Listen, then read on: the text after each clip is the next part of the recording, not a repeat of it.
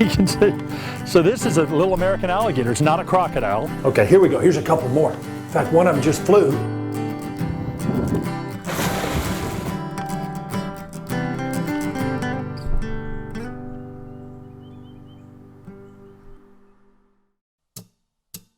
If you have water in the low country, you're gonna have alligators.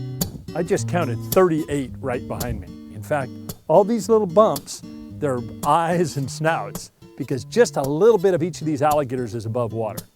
And one of the really good ways to estimate size is the distance between the eyes and the nose in inches is roughly equivalent to the length of that alligator in feet. So these look kind of small from here, but these are 7, 8, 9-foot alligators, and some of them maybe even a little bit bigger than that. I mean, look at the number of alligators in here. I mean, they are really packed together in here. You can see sort of swirls where their tail drags. I think they're moving in here probably to feed. So the water level's lower, and there's a lot to eat in here right now.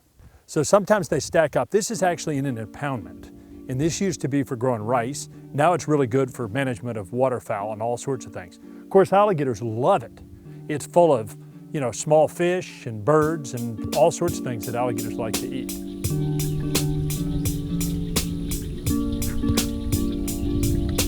Now, first of all, it's important to realize these are alligators. They're not crocodiles. And so much of the time I hear people say, it's a crocodile. Not a crocodile here in the low country. We don't have them.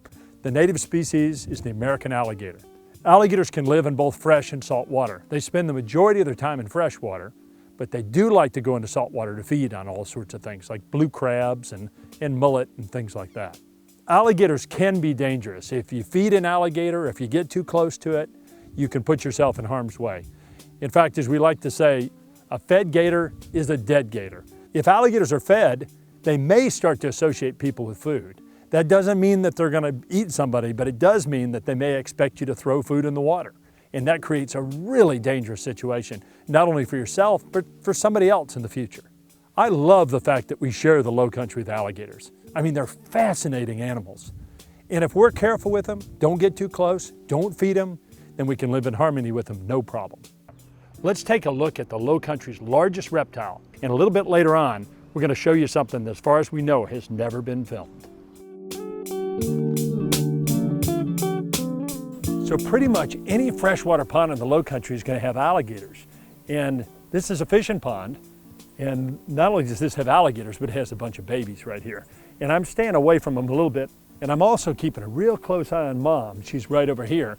Because if I was to pick up one of these babies, or if she thinks they're in real danger, she might come racing over to protect her babies. So these babies would have hatched out in the late summer or fall. And since it's spring, these are late spring, these are about 6 months old. They're about 10, 11, 12 inches long, somewhere in there. Alligators typically grow about a foot a year. So the problem is once they reach a certain size, they slow way down. So you can't really tell how old an alligator is just by measuring it. But at least when they're young, you can get a pretty good idea. So these are 6 months old. Next year, they'll be about twice this long, probably. Okay, you can hear the babies calling and Mom has come over. So I think it's time for us to go.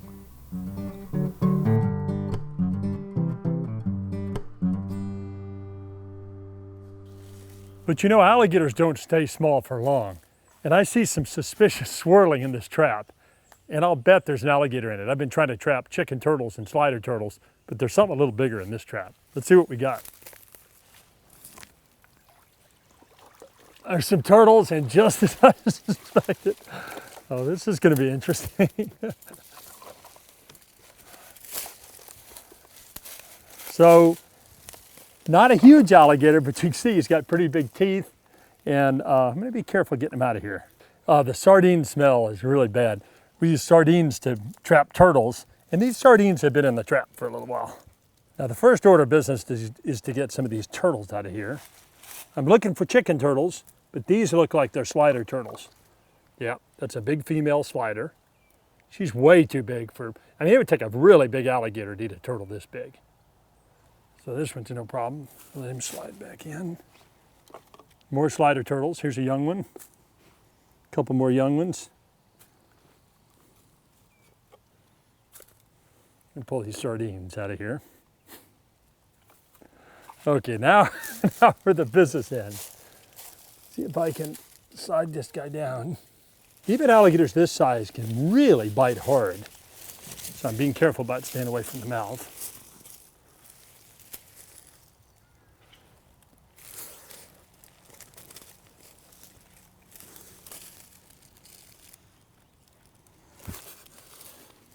There we go. This is really a fun size. But again, it's big enough to bite you pretty hard. So get his feet untangled. And you can see it's making kind of a yelping noise. And babies make that, but even medium-sized alligators like this do as well. Looks like this animal has been marked. Looks like the scoots have been cut. So I'm gonna have to check this could be an injury too. It could be an injury from another alligator. I'll look closely and check. That looks like it may be a bite from another alligator. I mean, sometimes alligators will kill each other, and big ones will definitely eat smaller ones. Now you can see this has very impressive teeth, even at this size. And boy, look at the wonderful eye. That's got that nocturnal eye with a vertical pupil. Even at this size, these are very accomplished predators. Frogs, small turtles, fish, even little snakes. In fact, they'll grab pretty much anything that they can catch and subdue and swallow.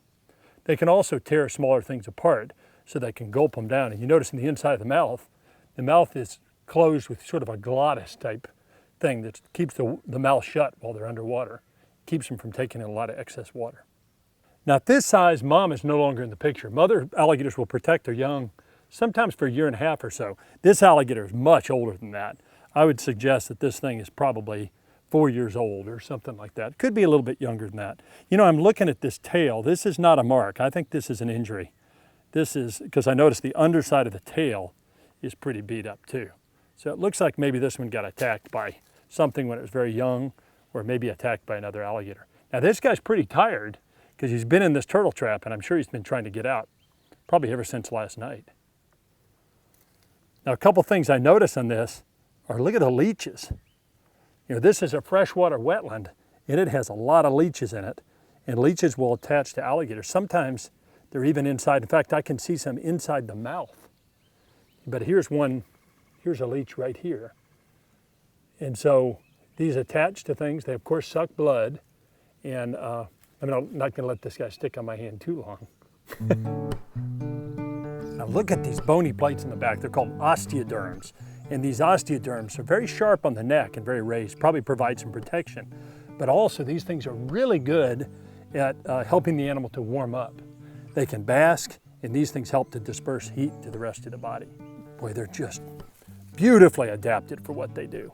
I think sometimes when we think of alligators, we think of little tiny babies or we think of great big ones. This is kind of the intermediate phase, probably not quite a teenage alligator. But I think this guy's had kind of a rough night. Let's put him in and let him get on back to where he wants to go.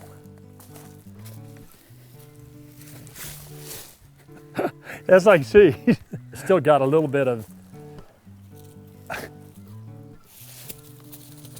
and there he goes.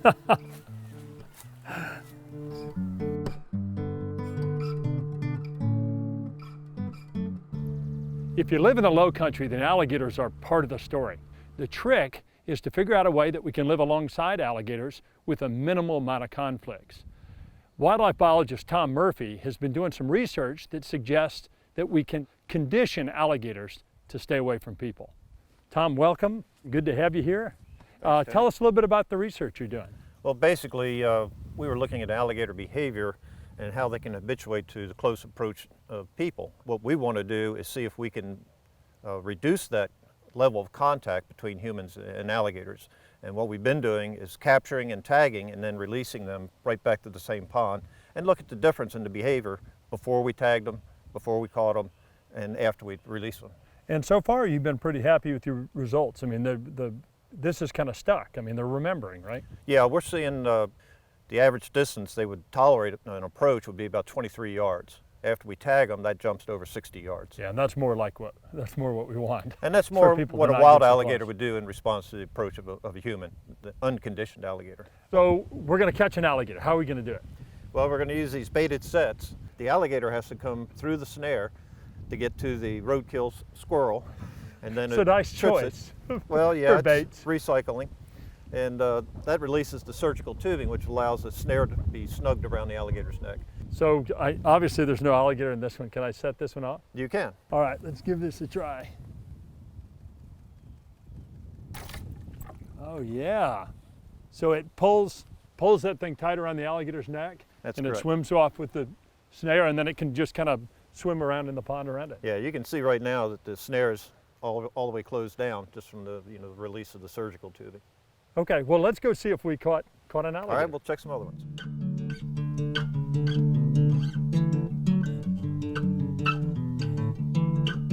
Hey George, you checked this snare yet? Yes, it did, Tom. Do any good? Well, the trap's been tripped, so it appears we've got one on the end of the line. All right. All right, check it out, Tony. It feels like there's something on the end of this, but no pullback yet. Oh, there we go. Yeah, there's definitely an alligator on the end of this.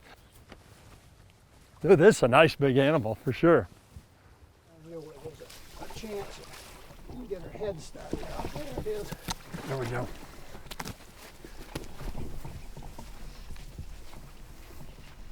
All right, that's a pink tag on her tail, so this is in fact a female. And she's been captured before. Okay, she's put a lot of tension on this, so she's obviously wants to get back in the water. Is her That's her a choice. natural instinct. And the thing you want to do with an alligator is you want to get the mouth shut. Yeah, that even if you get the mouth shut, it's still the head is the more dangerous part of the animal because it's solid bone.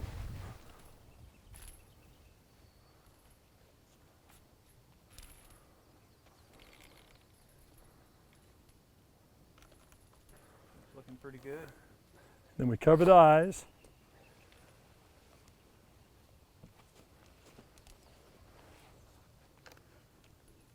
Next thing these guys are doing is putting rubber bands around it. That'll hold the mouth shut. And notice the towel over the eyes, which is going to keep the animal from being overly stressed. So this is a kind of a stressful thing for alligators, but it's necessary to capture them and get the information that we need. What's the number on that tail tag, Tony? It is 153, and it's a pink tag, which I know means it's a female. Blue tags for the males, pink tags for the females, Well, this would which I thought was cute. This would be an animal that we captured. This is probably the second animal, at least the second female that we captured here on Spring Island. And she was captured back in 2009. Oh, wow. So So it's we been a got long five- time. So you may have seen this animal, but you haven't caught it in a long time. Yeah, Okay, so I know we have some work to do so we can get this animal back in. What is the rest of the protocol? What do we need to do? okay, what we're going to do is we're going to do a series of measurements. Right. What you got, George? 81.5. So she's only grown a half an inch in 5 years. So this is probably as large as this female. You know, you'll hear people say that alligators have indeterminate growth, meaning they grow their entire lives, but in reality, the growth rate slows way down, doesn't it? Yeah, I mean, you look at an alligator, they're just so heavy, and I mean, they're really heavy duty, big bones and heavy bones, and then they've got all this armor on the back, these osteoderms, these bony scutes that are up on top. The other thing to notice is if you look at the feet on an alligator, of course, there's some webbing there for swimming, but the feet and the claws are not very strong. If this was a big monitor lizard or something like that, the claws are very strong and very much a weapon. With alligators, they just don't, I mean, they're of course important for climbing, but I don't know, they just don't look like they're as formidable as other big they're not reptiles. formidable, but they are climbers. They are like great big lizards. Yeah, I know. I saw an alligator climb a chain link fence one time, which was... Yeah, usually they get into the corner, they'll climb up on the corner and then just flop over the top. Yeah, they're very athletic. And of course, the eye reflects light, so if we were to shine light on this animal in the dark, it would reflect back a beautiful, bright red color, a bright orange color. What the alligator's actually doing is that light will go past the rods and cones, hits that tapium membrane in the back, comes back across the rods and cones and is used a second time, so they're actually using the light twice. And what we've done actually, when we were doing a lot of night surveys, Tony, we wanted to know what percentage of the animals we saw if they're on the surface. So we actually walked around them with a light. And we could see eye shine 330 degrees around that alligator. So the only place you're not getting eye shine is this 30 degrees back here.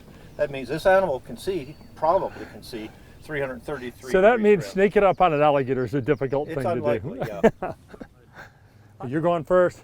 So let me get this right. You're going first, I want to make sure we get this correct. You go first, then I go, and then George pulls the rubber bands Yeah, off. what he wants to do is he'll probably pull on it and get her to back up. And once she starts Okay. backing up and we're sure she's going to make it to the water, then we'll go ahead and pull the Okay, bands just off. want to make sure I get the protocol right. Take the towel with you, Tony. Okay. I'm gone. All right, and I am gone. She looks good. She looks Yeah. like she's doing fine. Like the look. All right, and boy, the mouth came open, and so that was awesome, guys. I just like how healthy that animal looked and how it jumped right back in the water. And Very alert. The real big ones sometimes can get pretty logy, and you absolutely have to get them back into the water. so, She looked real good. so you may not see this animal for a while, right? Yeah, on average, when we tag an adult, we don't see it again for 84 days on average. So we're not sure where they go. We think they may go to the winter dens, and they just hide out for a while. So we got some good data from this animal too. I think we did. Yeah. All right.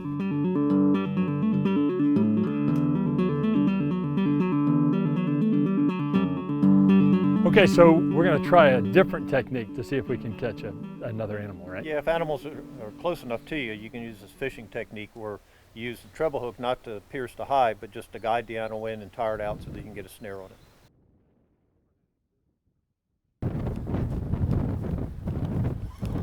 I think that's the shot he wanted. You still on? All right.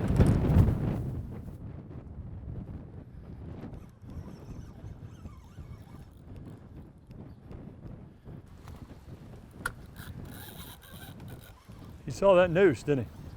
Yep. Tony's got the rope. I got the rope. Is he on good? Yeah, oh yeah. All right.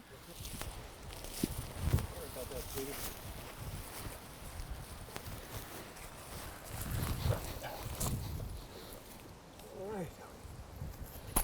Watch out for that hook, 'cause it's still on there Where somewhere. is the hook? I don't know, but that's kind of careful. You don't hook yourself. I don't sit on the hook. Let me get these back feet up off the ground. Don't usually hear that sound out of an adult. And guys, to give you the idea, the hook is right there. And it did not even penetrate. There's not a hole or anything. It just kind of grabs a hold of that skin and doesn't do any damage at all. So let's Towel, put Tony. it. Thank you very much. That cold towel probably feels good. Boy, this is a beautiful animal. I mean, it still has some of that sort of juvenile pattern to it. You know, some yellow spots and stuff on it. 89 and an 8. How much? 89 and 1/8. So 89 and 1/8 inches long. You notice that noise it's making, and that's you know, alligators vocalize. Tom, what is? It sounds almost like a residual juvenile call or something. What's? Oh, it's a call that's required for alligators because they live in the marsh. And there's a lot of emergent vegetation, so they can't see each other like a lot of the other crocodilians. You want to make sure these rubber bands, you get the good rubber bands, don't That's you? right. So, Tom, we're right. This is an impoundment or a pond right on the edge of the marsh. So that's the perfect situation for alligators, isn't it? Yeah, it really is. They need to be in fresh water, but they can go out into salt water periodically. But then they have to come back to fresh water to get a salt balance back. They don't have a functional salt gland. Boy, they get their legs under them, and it's a completely different Yeah, story. those hind legs, once they get up on their hind legs, they flip their tail. Man, I can't believe. There's no stopping them. Wow, let me get her legs back up underneath me. This is not that big an alligator, but Well, these actually are kind of interesting. These are the quick, snappy size class. what do you, just take a wild guess. What does this animal weigh? Probably 125, 130 pounds. So you're still out of your weight class, Tony. And what, the other thing is alligator muscle is a little stronger than people muscle. I know that. Yeah, they don't have a lot of endurance, but they certainly have the punch to get started. And that's I guess is why we can work with these the way we can, because they tend to wear out very quickly and they get very tired, and we don't give them a chance to really recharge until we let them Right. go. If you keep this animal up here more than 30 minutes, all of a sudden it's going to be green again. And we don't want that. We can get done well before that. So these guys, while I'm sitting on the alligator, they're marking it. And so they're putting a tag on the tail scoot And this will allow them to not only recognize the animal if they catch it again, but also from a distance with binoculars. And you had an animal that moved from Spring Island here to where? Up to the Cumbie River, up at Highway 17. So how far was the movement? That's 23 miles straight line. God, and was actually killed in a hunt, right? It was. In an alligator hunt. So, all right, so I guess the next step is we want to move this animal down the dike because we don't want to let it go right next to this water control structure. So we're going to carry it down and then release it like we released the other one, right? Yep.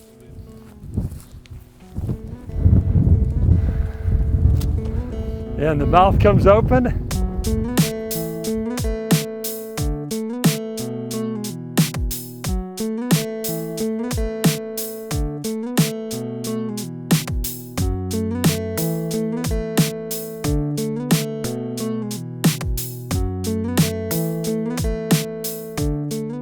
Looks like it's back in the water. I'm gonna kind of keep my eye over my shoulder. But guys, thank you so much. Tom, George, this was wonderful. I mean, I'm glad we got two completely different methods. So that was a lot of fun. I've been lucky enough to see some really cool things in nature, but every now and then you see something that just absolutely blows your mind. And what you're about to see is something that, as far as I know, has never been filmed in nature. Let's go check it out.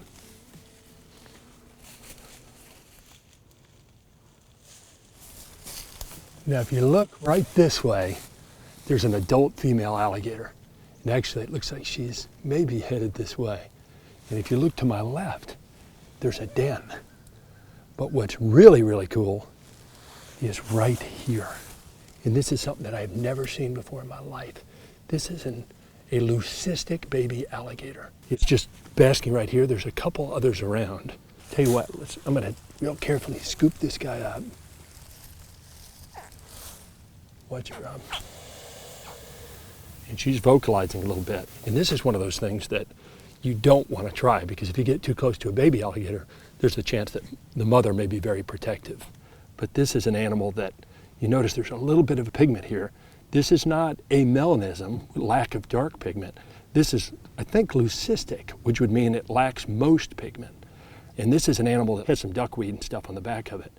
But as an adult, this thing I think will be ivory, completely ivory colored, almost white. And it'll grow to regular alligator size, which could be, if it's a female, 8 feet long or so. If it's a male, it could be over 10 feet. Really, really rare, and something that you just don't see very often unless you see one in a zoo or something like that. Now, baby alligators rely on mom for protection, like we talked about. I have to be, I don't know if you can hear that vocalizing. The other thing to notice is this animal has blue eyes. So if it was amelanistic, it would have red eyes, because that's just lacking the black pigment. I think I see another one. Let's go check it out.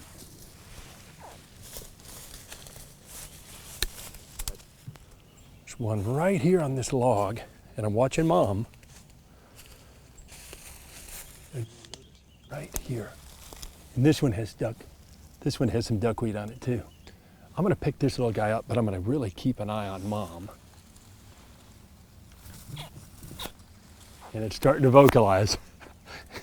I keep glancing over my shoulder at Mom. Obviously, you know, she's 7 feet long or so and very protective. And here's another one that I didn't even see. It was right in front of me and I didn't even realize it. These things actually are more cryptic on these light-colored leaves than I would have guessed.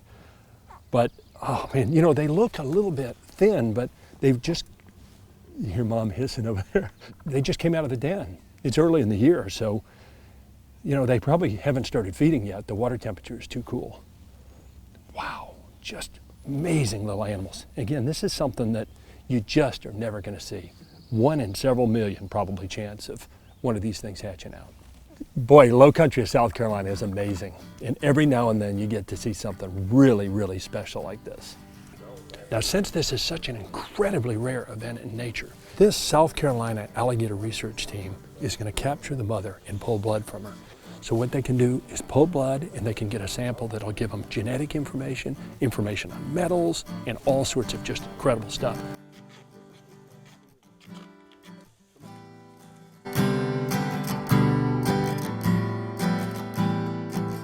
Now we think this is likely a simple recessive gene thing. So in other words, it's a mother and a father alligator that both carry a recessive gene, and then when they breed together, that is expressed. So maybe a quarter of the offspring would be leucistic and the rest of them would look normal. Then the mom will be released unharmed.